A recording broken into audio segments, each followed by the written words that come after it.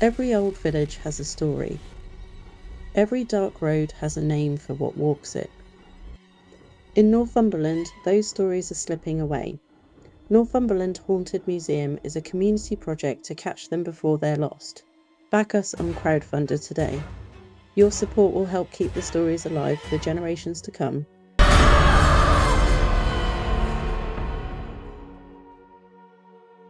There are places in Northumberland where the dark arrives like a hand closing over a flame.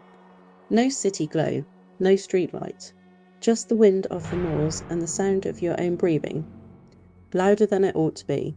Something lived at that edge. The locals called her Silkie because of the sound she made. The rustle of silk, on a dark road, in open country, where no one had any business wearing silk. She came to travellers at night, always at the loneliest mile, where the land opened into nothing. You'd hear her first, that dry whisper at your shoulder.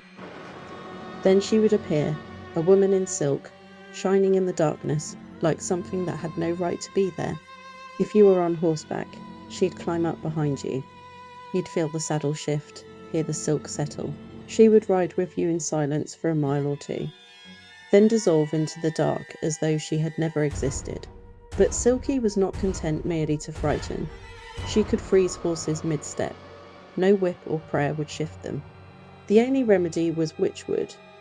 Rowan, one servant caught on Silkie's brig with his horses turned to stone, would have stood till dawn had a farmhand not arrived with a rowan branch. The moment it touched the harness, the spell broke. And you're home. Clean your home for a peaceful Sunday. Silkie would wreck it overnight. Leave your place in filth. You'd wake to find it spotless. She helped the slovenly and punished the tidy. Whatever Silkie was, she answered to rules that were not ours. At Belsay, 2 miles away, she had a wilder haunt. Anyone who found her among the wooded crags at twilight would see her miming the act of felling trees, but hear the roar of a tempest tearing through the woodland, whilst every branch hung perfectly still, the sound of destruction and the sight of absolute peace. Then she vanished.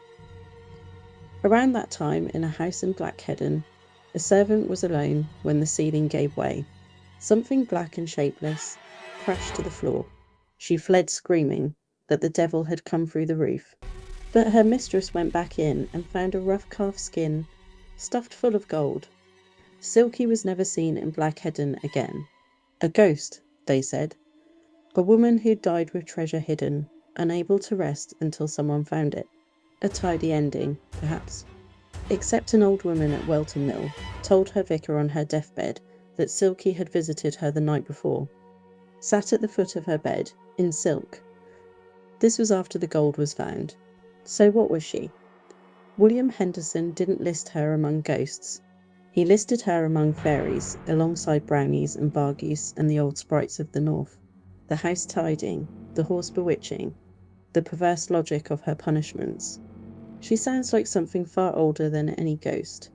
Something that was here before the houses and the roads and the names we gave to things. Perhaps we stopped believing in fairies, and when something moved through the Northumberland landscape in rustling silk, we called it the only thing we had language for. But maybe the silk still rustles, out past Blackheddon, where the road narrows and the hills swallow the light. If you hear it, that dry whisper just behind your shoulder, don't turn around. Whatever you do, don't offer her a ride. And if that tale gave you chills, don't forget to feed the spirits. Hit that like button, subscribe so you never miss a haunting, and share this story with your bravest friends, the ones who don't mind a ghost or two, whispering their name at night. Your support helps keep the veil thin and the stories flowing. Until next time, stay spooky, stay curious, and whatever you do, Don't look behind you.